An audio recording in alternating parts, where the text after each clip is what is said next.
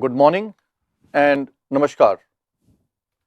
Let me welcome you all to the first policy of this financial year. At a time when the global economy is facing unprecedented challenges, from heightened geopolitical tensions, the conflict in West Asia, for which a temporary ceasefire was announced today, and the disruption in global supply chains. Before the outbreak of the West Asia conflict, India's macroeconomic fundamentals exuded confidence with buoyant growth and low inflation. Conditions, however, turned adverse in March with the widening of the conflict zone and its intensification. The fundamentals of the Indian economy are on a stronger footing at the current juncture than it was in previous crisis episodes, as well as relative to many other economies, providing it with greater resilience to withstand shocks. Global growth faces increasing downside risks as the sharp rise in energy prices and shortages, some of which we saw a correction today in the prices of energy, and shortages of inputs for various industries have stoked inflation fears and pushed up the geopolitical risk premium in the oil markets. Heightened uncertainty precipitated by the ongoing conflict is weighing on the outlook. Safe haven flows have exerted depreciation pressure on currencies of major economies as the US dollar strengthened, while commodity prices such as of metal and gold have moderated. Financial markets have become more volatile. Equities registered a broad-based correction.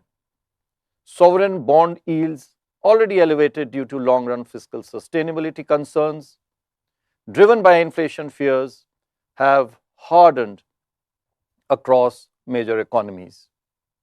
I now come to the decision of the Monetary Policy Committee. The Monetary Policy Committee met on 6th, 7th and briefly today in the morning of April to deliberate and decide on the policy repo rate.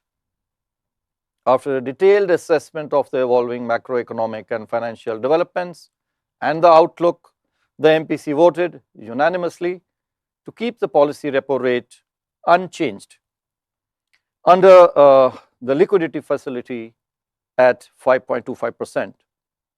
Consequently, the STF rate remains at 5% and the MSF rate and the bank rate at 5.5%. The MPC also decided to continue with the neutral stance. I shall now briefly state the rationale for these decisions of the MPC.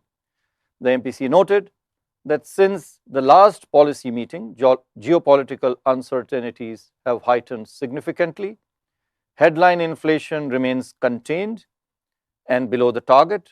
However, upside risks to the inflation outlook driven by increased energy prices, pressures, and probable weather disturbances affecting food prices have increased.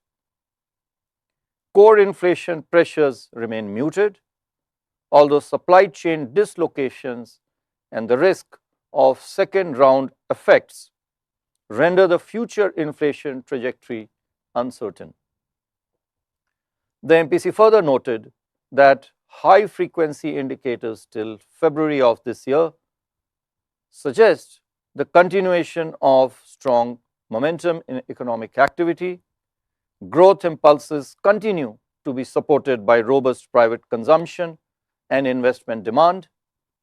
However, the West Asia conflict is likely to impede this growth. Higher input costs associated with increase in energy prices and international freight and insurance costs, along with supply chain disruptions that could constrain availability of key inputs for downstream sectors, would impair growth. The government has taken several measures targeted at supporting exports and protecting supply chains. This should mitigate the adverse impact of the conflict. The MPC opined that the intensity and the duration of the conflict, as well as the resultant damage to the energy and other infrastructure, add risk to the inflation and growth outlooks. However, the fundamentals of the Indian economy are on a stronger footing, providing it with greater resilience to withstand shocks now than in the past. It also noted that the economy is confronted with a supply shock. It felt, therefore, prudent to wait and watch the changing circumstances and the evolving growth inflation outlook. Accordingly, the MPC voted to keep the policy repo rate unchanged, even as it remains vigilant, closely monitoring incoming information and assessing the balance of risks. The MPC also decided to continue with the neutral stance, retaining the flexibility to respond judiciously to incoming information. Before I provide an assessment of growth and inflation now, let me briefly elucidate on the channels of transmission through which the Indian economy may get impacted by the ongoing conflict.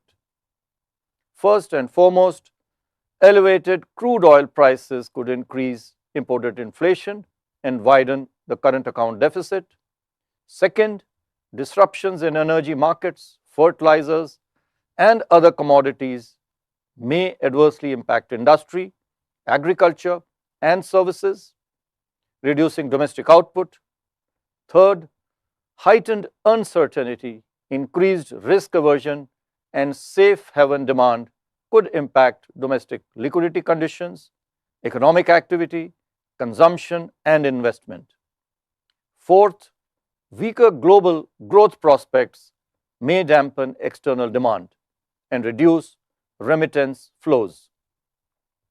Finally, adverse spillovers from global financial markets could tighten domestic financial conditions and raise the cost of borrowing, some of which we have already witnessed. Overall, the initial supply shock can potentially transform into a demand shock over the medium term if the restoration of supply chains is delayed. I now come to the assessment of growth. As per the new GDP series, real GDP growth for last year is estimated at 7.6%.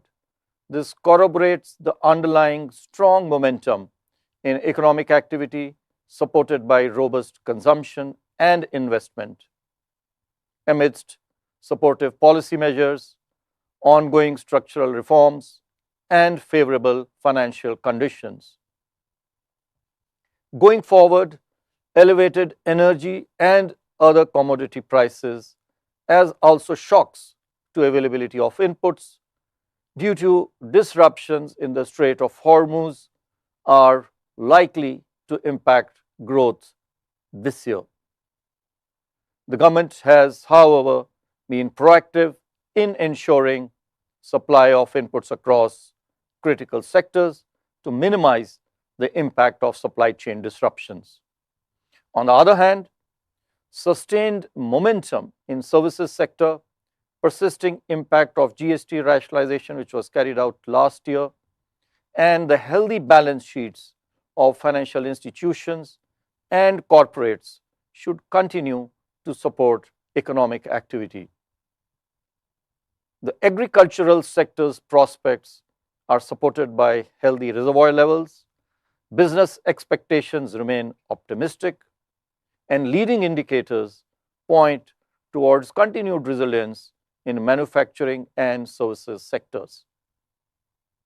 Moreover, the government's focus on scaling up domestic manufacturing in several strategic and frontier sectors augurs well for India's ensuing growth trajectory. On the demand side, private consumption this year is expected to be supported by discretionary spending. Rural demand remains robust. It should gain further traction on the back of favorable agricultural conditions and a healthy labor market.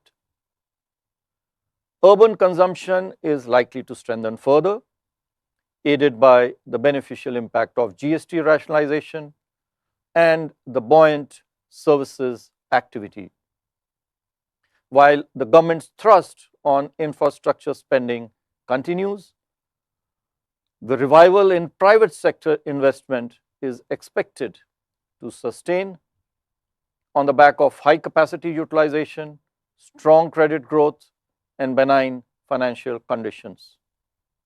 On the external front, merchandise exports could be adversely impacted from disruptions to key shipping routes, the concomitant rise in freight and insurance costs, and lower global demand on account of the conflict.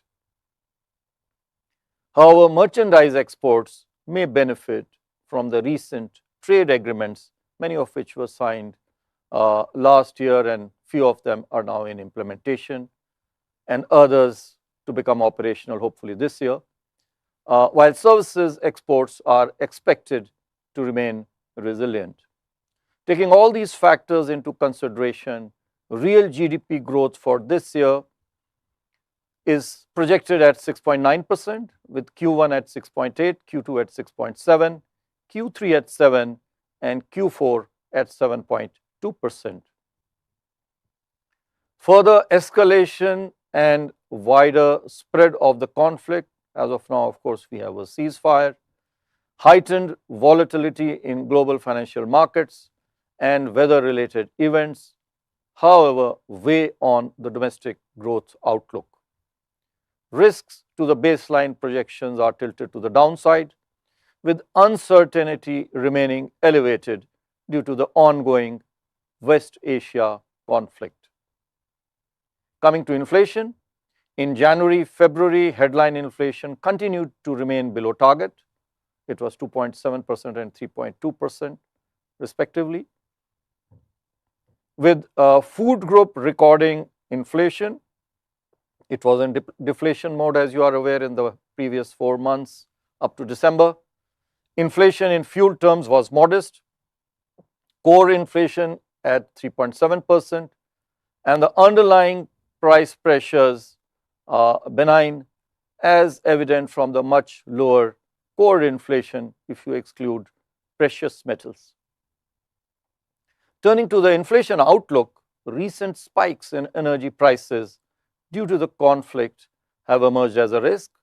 Although retail prices of petrol and diesel have remained unchanged so far, the pass-through of higher global energy prices has resulted in some price increases in a few other fuel items. Food price outlook remains comfortable in the near term, with a robust Rabi production that we had, adequate reservoir levels which would help agricultural activity, and comfortable buffer stocks of food grains. The likely emergence of El Nino conditions could pose a risk. Considering all these factors, CPI inflation this year is projected at 4.6%, with Q1 at 4, Q2 at 4.4, Q3 at 5.2, and then going down in Q4 to 4.7%. Core projection is projected at 4.4%. We are doing this for the first time, as has been the demand from some quarters.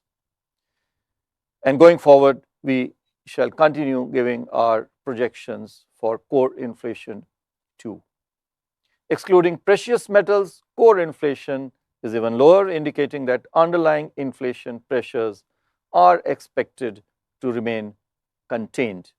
The risks are on the upside. I shall now speak about the external sector. Global trade is expected to witness a slowdown in growth during 2026 as compared to 2025. This is due to the lingering tariff-related uncertainties despite the Supreme Court judgment, ongoing West Asia conflict, and elevated energy prices.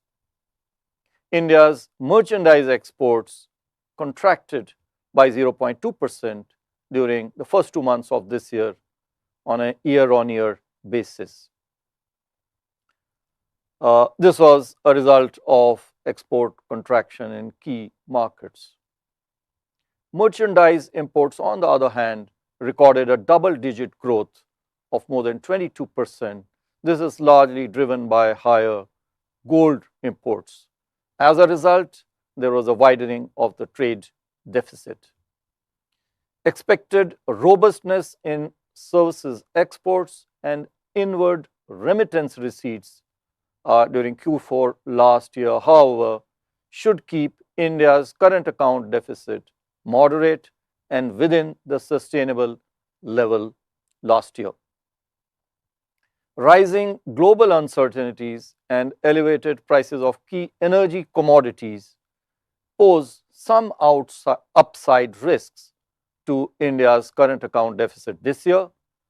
The recent bilateral and regional trade agreements with major trading partners are expected to boost India's trade and investment opportunities, while at the same time they will also widen and diversify India's trading partners and integrate India into global value chains.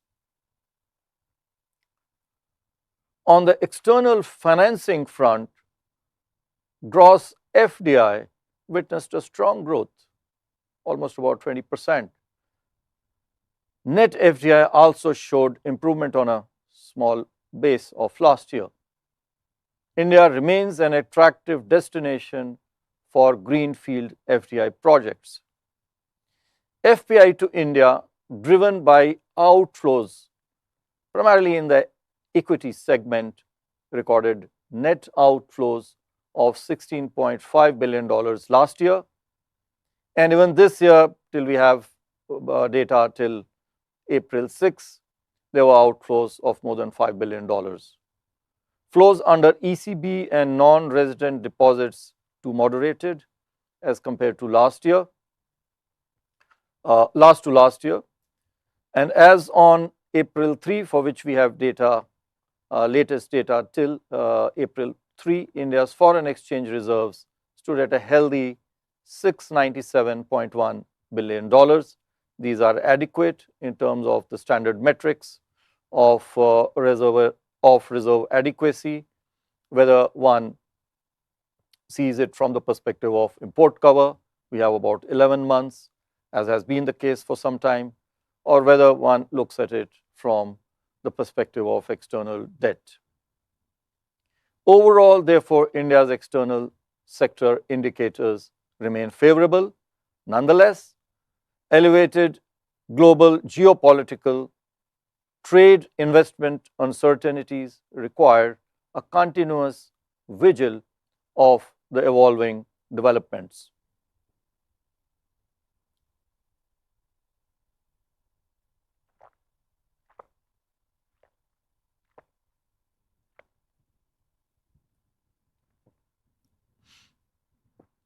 Despite stronger macroeconomic fundamentals, the Indian rupee in the last financial year depreciated more than the average in the previous years. In this regard, let me reiterate, I've said it many times, our exchange rate policy remains unchanged. Specifically, intervention in the foreign exchange market is aimed at smoothing excessive and disruptive volatility without targeting any specific level or band of price for the exchange rate.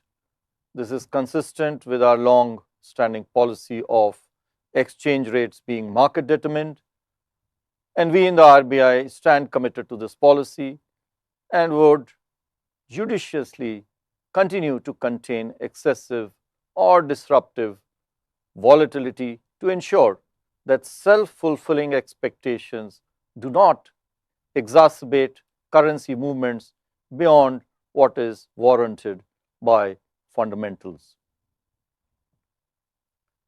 I shall now be speaking on the liquidity and the financial market conditions. System liquidity, as measured by the net position under the LAF, stood at an average daily surplus of 2.3 lakh crore rupees since the last MPC meeting. The Walker since then has traded in the lower half of the corridor, except towards end March, which is a yearly phenomenon. Short-term money market rates, especially those of CPs and CDs, commercial paper and certificates of deposit, they remained elevated. G-Sec yields remained largely range-bound with a softening bias in February. But thereafter, on account of the ongoing conflict, they hardened, as did the global yields, along with the rise in the energy prices. Transmission in the credit market has remained satisfactory. To ensure sufficient liquidity in the banking system, the Reserve Bank proactively undertook durable and transient liquidity measures. Going ahead, we will continue to be proactive and preemptive in liquidity management and ensure sufficient liquidity in the banking system to meet the productive requirements of the economy. As for the financial parameters of the banks and the NBFCs, let me inform all of you that the parameters related to capital adequacy, liquidity, asset quality and profitability of the scheduled commercial banks continue to remain healthy. Similarly, the system level parameters of NBFCs too are sound, with adequate capital and improved GNPA ratios. As per the latest available data, credit from all sources, not only bank but also non-bank and others, grew at 14.3% YOY. This is in comparison to the 11.7% growth that was witnessed a year ago. Bank credit growth too maintained its upward trajectory. You are aware it had gone down to about 9% in mid-2025. Moreover, it has remained broad-based. I shall now, as has been the practice, announce some measures related to some additional measures. They relate to ease of doing business, capital adequacy for banks, and market developments for one of the segments. I have three measures for promoting ease of doing business. First, to facilitate better utilization of bank board's time. This has been a request from the banks. We have done a comprehensive review of all our extant instructions, which are spread over various directions and regulations, and we propose to now revise and rationalize the matters which require attention of the board. Hopefully, this will result in the board being able to divert more time on policy matters, leaving operational matters to the management. Second, you would recall that we had recently in 2025 done a detailed exercise to consolidate over 9,000 regulatory instructions into 238 master directions. Now, a similar consolidated exercise has been completed for all our supervisory instructions, and we shall be issuing the consolidated instructions in this regard.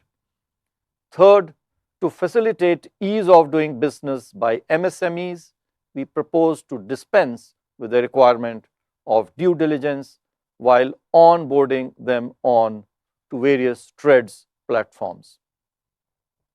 For capital adequacy of banks, there are two measures proposed. First, it is proposed to remove the condition regarding NPA provisioning for inclusion of quarterly profits in their CRAR computation.